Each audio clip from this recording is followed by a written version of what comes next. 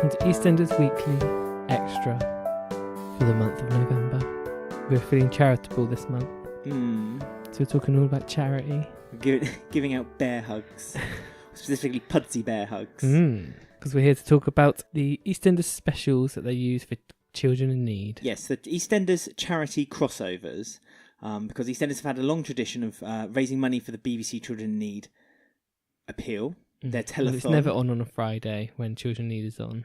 So. EastEnders is never on a Friday. Yeah. Children in Need, yes. so they always do a double episode on a Thursday. Not that that really matters. That's not important.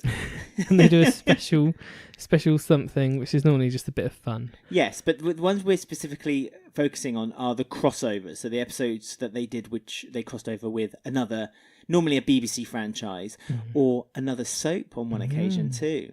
Because they have done song and dance performances as well, instead of doing a full episode.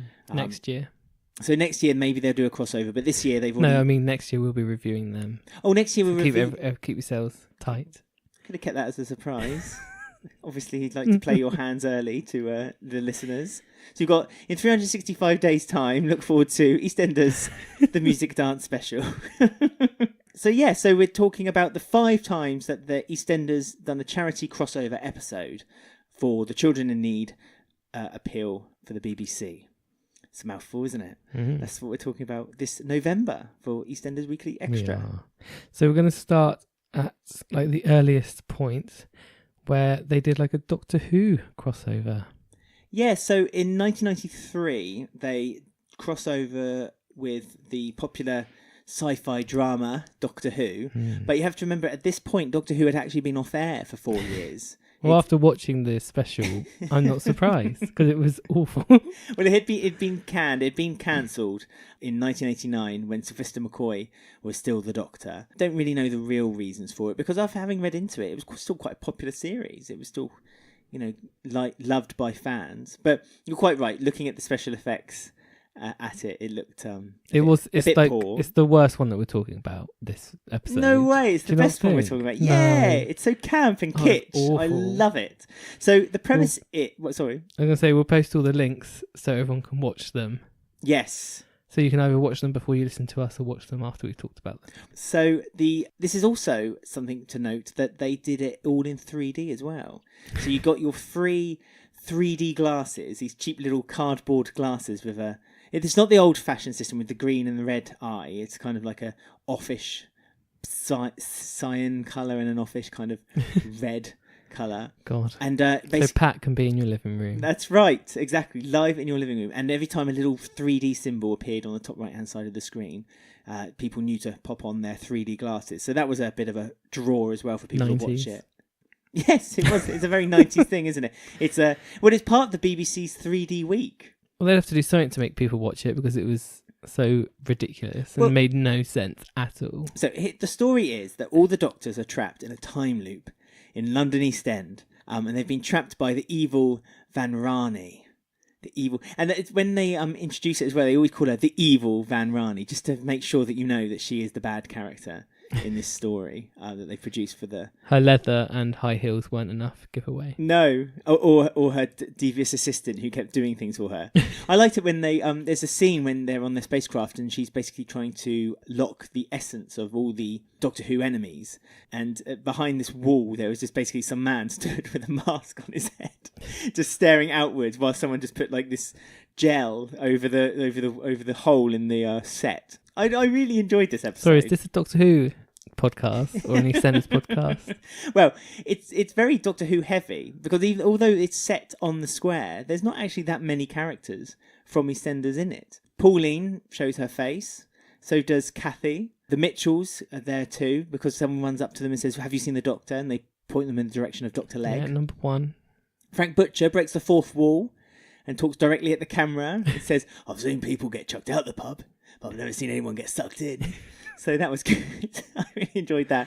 Bonnie Langford was there. Bonnie Langford was there. Why not? Not as Carmel, but as her Doctor Who assistant hat, Mel Bush. There was also another assistant on there who later was to be on EastEnders too. Did you spot that? I'm not sure. Who was it? Louisa Jameson. She played Leela the Barbarian Warrior, who was the assistant of Tom Baker's doctor. But then later, in the same decade, 1990s, she played Rosa DeMarco. Oh, yeah, of course. The mother of the DeMarco family who opened the restaurant. So it's really interesting that they had two actresses that later would actually end up being in the soap. So yeah, it was really exciting when I saw Bonnie Langford running around the square going, "What do we do now, Doctor?" She was with John Pertwee, who is, as anyone who lives in the UK would know, especially if you live in the TVS region, Wurzel Gummidge.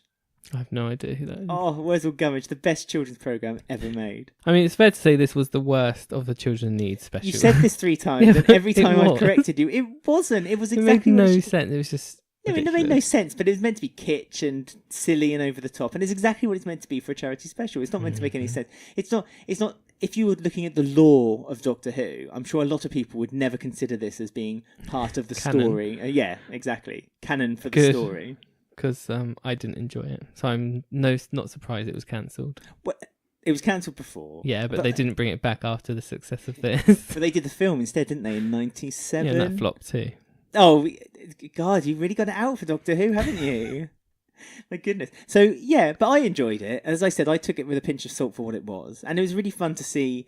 There was a really great scene when Kathy and Pauline, it's the future, and they're on the square, and the Doctor says, what year is it? And they say 2014 or something. Yeah. And it's like Pauline never looked like that in 2014. Her face was pulled right back by that point. And that's when Kathy just came back as well, ish, from the dead.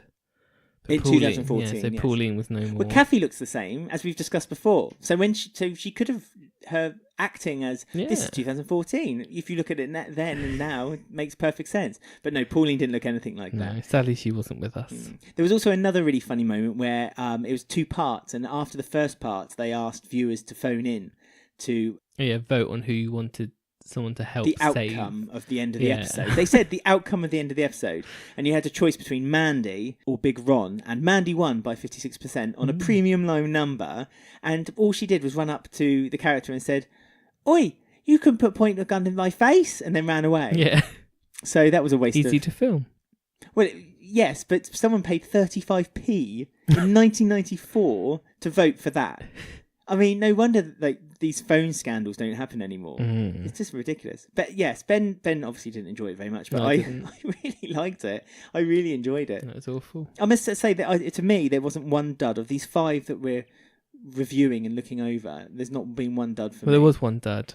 The Doctor Who one. The next one on the list, we've jumped forward quite a while, right up to 2005. But they didn't really do much in the 90s. They did a few music numbers here and there, but nothing of note. Not like now where they do one every year. So we had the crossover of the Catherine Tate show, and she visits Wolford. Catherine Tate's show is like a sketch comedy show. It is. Catherine Tate, you might know, any American listeners out there might have known Catherine Tate, that she took over the main role in the American Office. Yes. So she's a great comedian. She's well loved over here, and she does a lot of character-based, think Little Britain or... Tracy Ullman. Or Tracy Ullman, excellent example. And so she does those kind of sketch shows in the UK. And one of her most popular characters is Lauren, who's a schoolgirl who basically is a bit disruptive and talks back and is very rude to any authority or any kind of senior or adult. She doesn't care what people think about her. She really doesn't. And her tagline is, "Am I bothered?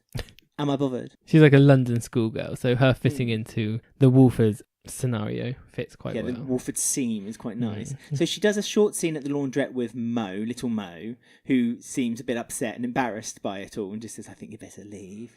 And so she does. And then there's the main scene, which she does with the wonderful Barbara Windsor, as obviously Peggy Mitchell. Yes. Because you don't think anyone can outshout Peggy Mitchell, but Lauren is the one person that probably can put up just as much fights. Yes, in fact, so much so that by the end of the scene, Peggy is just exhausted on one of the bar stools and just get out. It is really funny. It's a really good sketch where she gets all her catchphrases in. Peggy gets her catchphrases in. Yes. So it's like a pow with catchphrase. They're all attacking each other both sides. And yeah, to be fair, Peggy gives as good as she gets, but as always, Lauren has the upper hand and wins in the end. Yeah. And she says loads of catchphrases while she's doing a rant, like she does. Oh, she does Princess, and loads of EastEnders phrases or well-known lines. So it's really funny. That's when she's ranting at Peggy Mitchell, and it's fantastic. Oh yeah, it's really good. And again, we'll put the links on our show notes, and you can watch these because they are great to watch. But it's only ever so short. It's only about 5-6 minutes, but it's it's a nice little crossover there where and this is when Catherine Tate, you have to remember, was at her peak, her prime. Not that she's not now. Still at her prime. I know, we do love Catherine Tate, which must say. I love a bit of Catherine Tate. So the next one was like quite a big one that they did, which was a crossover with ITV. Yes, with their big soap, Coronation Street. I mean, it was in big rivals. Yeah, in 2010 they did and it's quite a long episode as well. It's about 15 minutes, and they call it East Street. So obviously you can see what they've done there. They've crossed EastEnders with Coronation Street, and basically what they're thinking, the plot, the very thin plot of the story, is that residents of Walford and residents of Weatherfield have gone to each other's patches because they're thinking of twinning the two towns together. So they're seeing what the town's like and seeing what the people are like and stuff. So Weatherfield have the luxury of having Christian, Darren, Jane and Zainab visit, and they're welcomed by Sean, Hayley, Sunita and Eileen outside the Rover's Return. Yes. And there's some loads of great scenes because they sort of pair them up throughout the episode. To characters that are very similar or have very similar stories on their respective soaps. Or massively disagree, like Eileen and Zainab. Yes, because Eileen is very liberal and has a gay son, and she's got Sean, who's the gay lodger, and Zainab just can't get her head around that because obviously her big storyline was that her son is gay and that he is getting together with Christian and won't accept it until the very, very end when she does eventually accept her son's lifestyle. Well, that's a really funny scene where they're sort of talking about how different their lives are, and she's saying, "Oh, I have a gay son" and stuff. It's really good. Funny scene between those two. I like the scene in the cafe in Weatherfield as well, where I forget what it's called. Roy's Rolls. Is it still called Roy's Rolls? I have no idea. Okay, so they're all in the cafe and they're kind of just saying, "Oh, so what's it like in Walford?" "Oh, yeah," and Jane's like, "Oh, not much happens," and then Hayley says, "Oh, yeah, not much happens here either," and she kind of panics and kind of sips her tea and goes, like just sits there with her head shaking, like because they're trying to, not make out that a lot they happens. think it's rough. They think it's rough in East End, and then they go, "Well, I've heard it's rough up north." Well, no, it's grim up north. Yeah, isn't it grim up north? And they go, "Oh no, nothing ever happens around here. It's lovely around here." So that's what's happening in Weatherfield on Coronation Street at the moment, and then on the down south in Walford on Albert Square, there's a few characters that have come visited this way. So Whitney flirts with Jason. Who's Eileen's son as well, Jason, and doesn't get much luck from that. Kim Marsh's character knows Alfie, from Spain, which is funny. Yeah, so there's a crossover there, a crossover waiting to happen. Yeah, so maybe if she ever leaves Corrie, she could pop down. Alfie ever needs a job. Shane Ritchie could go on down to Coronation Street. The other way around. So they've opened up a door there unknowingly. I thought that was really funny that they pretend like they're in the same universe and stuff.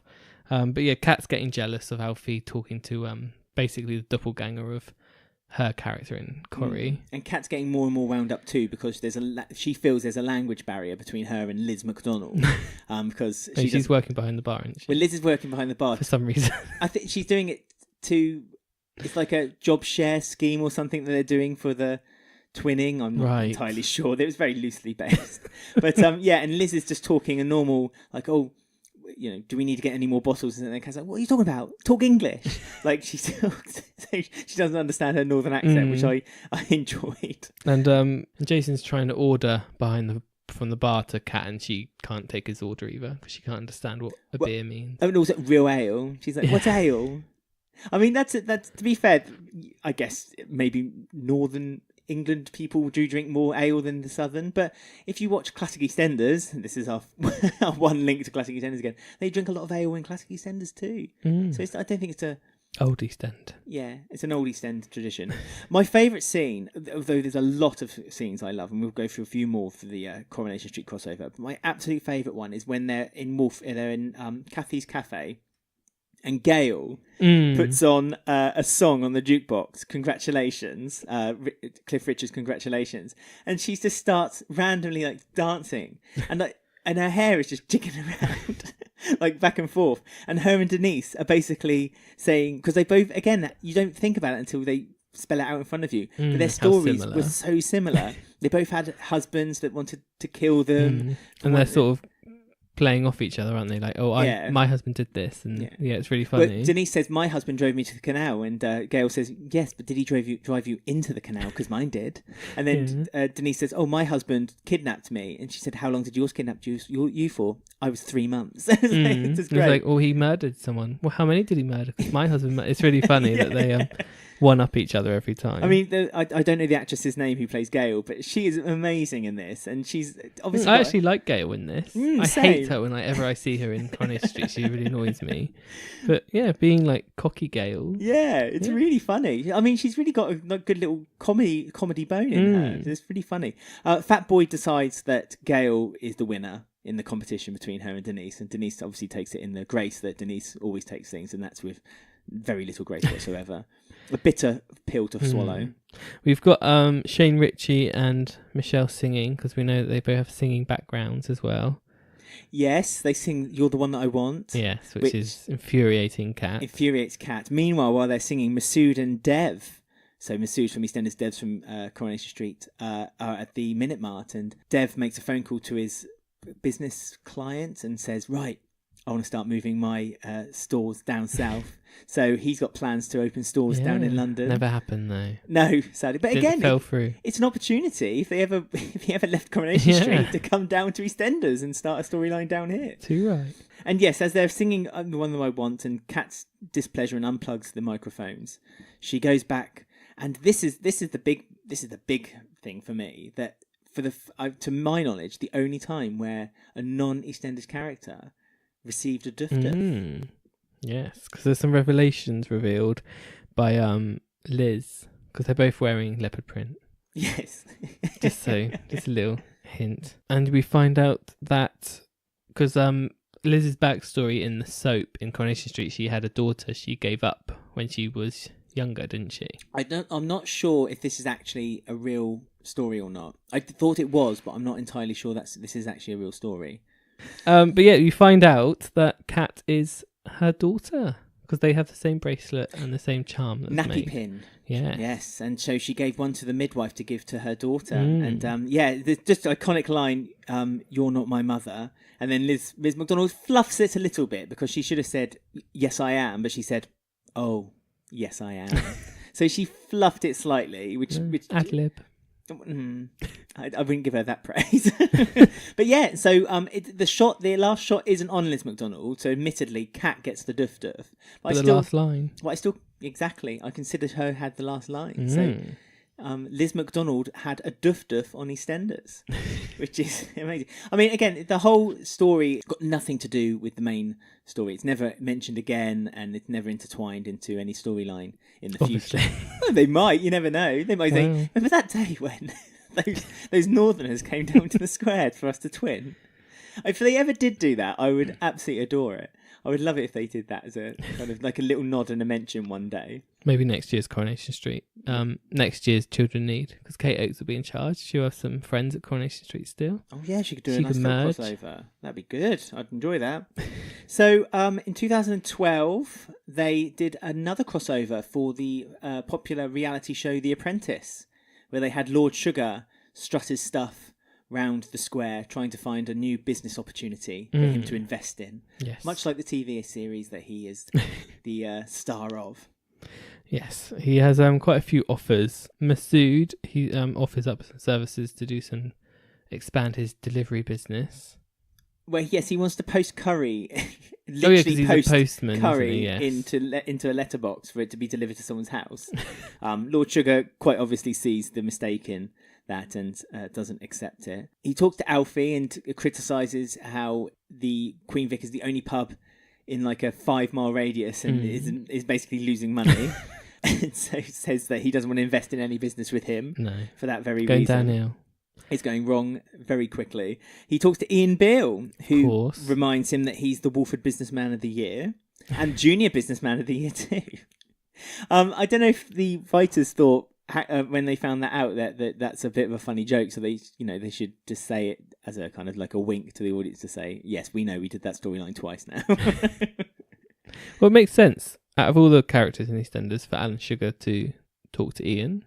It does, but he wasn't very impressed that he gave up all his businesses to his daughter. He said he shouldn't have just given them to her. So very ruthless, Lord Sugar. I'd hate to be one of your children. I mean, the one that ends up in the end is Billy, turns up. But I didn't really understand what Billy wanted to do.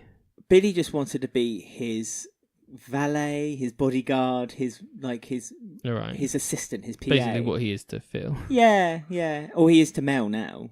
That's what he is to Mel, isn't he? So that kind of role. And I think Lord Sugar admired his guts, for loose of a better term, his balls for stepping forward and putting himself up there. And so Lord Sugar hired him. So he did that immortal worst line. one. He did the immortal line, "You're hired." And Billy looked really happy and smug with himself. I liked it. Again, I enjoyed all of these. This was that seemed to be the least planned episode. Like all the rest of the episodes, even the Doctor Who episode had a script of some sort. It did. Whilst this one looked like that Lord Sugar kind of turned up on the square in the morning, and they were like, "Right, we just want you to improvise with these 4 actors. Will you do it?" And Lord Sugar was like, "Yeah, good why luck."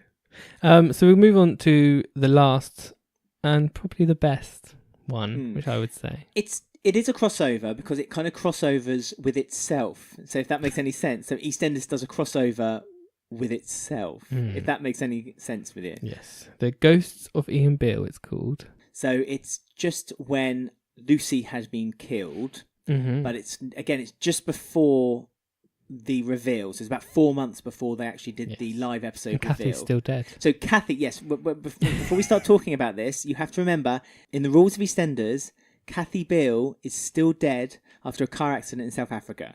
With Gavin. Off screen. It wasn't faked yet. So Ian is at the laundrette trying to solve his last clue of his crossword puzzle.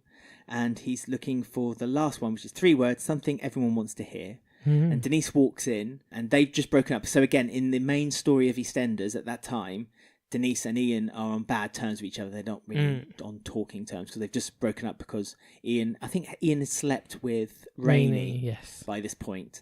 And Denise was only with Ian because she felt sorry for him, because obviously his daughter had just died. So she almost stayed with him out of sympathy. And so so it was a very angry relationship they were basically broken from by that point. It was. And she is sort of like talking to him and said, "Oh, if I wanted to, I could really damage you." And then as she tries to open the tumble dryer, it smacks him in the face and he gets knocked unconscious. Yes. Not quite to the same standard of when Stuart was getting strangled with his eyes crossed. No. Although I would have enjoyed that from Ian, or Adam would, yeah. So there's honestly, there's in this short 8-minute clip or film, there's so many references to the past.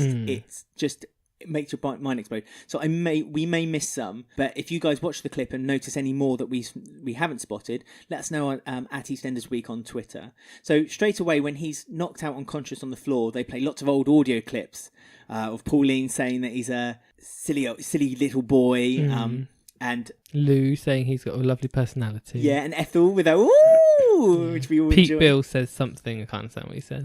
You can't understand what yeah. That's what he said. His dad. Shame they didn't bring him back, actually, for this. They could have brought him in. He's on really bad terms with the BBC. What, even in 2014? Yeah, the BBC don't forget.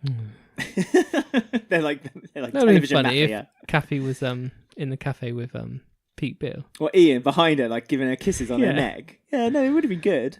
But unfortunately, maybe terms weren't agreed at that time.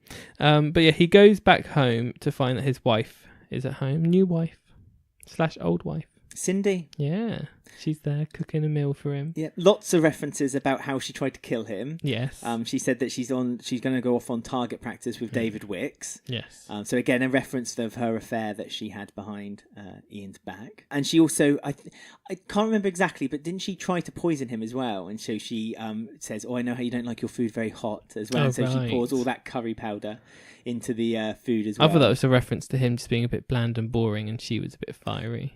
Oh, maybe. Multi-leveled. Oh, maybe. Look at you. You looked inside the scene. So actually, you're probably correct, actually. Like I say, I wasn't certainly 100% sure. But they're really interesting fact. If they were still together, when this was made, so 2014, The Ghosts of Ian Beale was made, they would have been together for 25 years. I mean, that would have been a heck of a story. It would have been. It's a shame they killed her off screen. But she says, "Oh, Lucy's turned into a right madam." I don't know where she gets that from. Yes. But sadly, they've also killed Lucy off. So that's the end of that family stream, isn't it? Yes. Well, this is what the whole story is about. Lucy's death. So he goes off to the cafe and sees that his mum's working behind there. Because Kathy is still dead at this point. Yes. She fits straight back in though, didn't she, Kath? Oh, yeah. It was like watching EastEnders now. Do you think that was her audition? Like, Or maybe. When the guy, Dominic Treadwell, was like, came up with this idea, she thought to herself, right, got to really nail this. And you might ask me back. I did wonder whether when they filmed this, it was knowledge that they were planning to, and this was almost like it wasn't too soon after, was it? 4 months, not that long at all. So like the production crew and the writers were basically playing a joke on the viewer and saying we're going to be, almost saying we're going to bring one of these characters back. Or they saw her in the cafe and they thought, oh, really want you back. Actually. Yeah, we miss you. Maybe. Yeah. Maybe she just slotted straight back in. Yeah. So she is married to Billy Mitchell, who comes in and says Pete Bill's immortal line. I know. Actually, cool. And Billy Mitchell is the head of the square. He is. He's shoved Phil out. Yeah, he's overpowered all the Mitchells to become number one. And got Kathy on his arm. Yes. So that will upset Phil.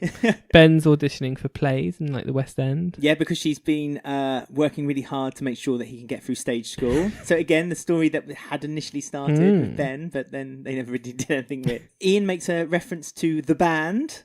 Anyone, again, watching classic EastEnders at the moment will be very aware of the band right now. Because Billy says the title name of Simon Wick's Every Loser Wins. Yeah, he says that song, and then that's when Ian replies, "Trust you to make something out of nothing," which is Sharon's the number one hit from Sharon Watts. Number one pop star. Letitia Dean's number one song. I urge anyone to go onto YouTube and look up Something Out of Nothing being performed on Saturday Superstore.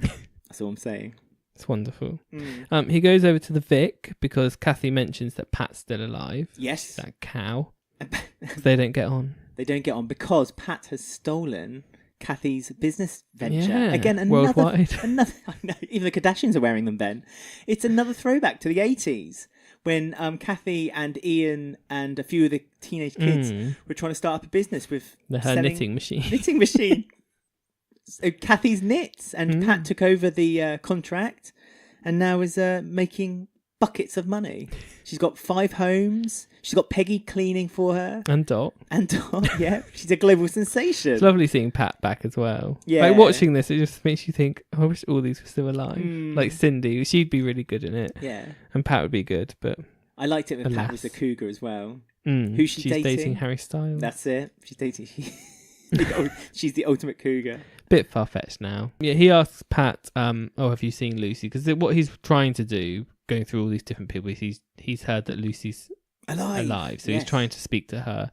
And she is at the laundrette where he was knocked out originally. They played Anyone Can Fall in Love as well, sung by Anita Dobson in the Vic. Yes, Tracy's like humming along to it. Yeah, I thought it was a lovely... And Martine McCutcheon's song is on the radio when he goes to the laundrette. Yeah, this is my moment. Martine McCutcheon's beautiful. And we mustn't forget Sid Owen's hit, Good Thing Happening.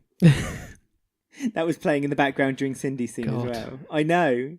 I miss the days when soap actors and actresses had a really short music career. An okay career. I really enjoyed them days. But yeah, Lucy appears again, and Ian asks her like, "Oh, tell me who did it." Yes, but she doesn't say. I said that when we watched this. I said to you that seemed like a bit of a missed opportunity because that could have been a great time for them to just drop a little clue, wouldn't it? Even if it was just like something in the background or something. But we scoured that scene and there was nothing. She wasn't giving anything away on Lucy. She did give one thing away though, and that's the answer to the clue at the beginning. And also her feelings. Oh yes, her dad, because they ended on an argument.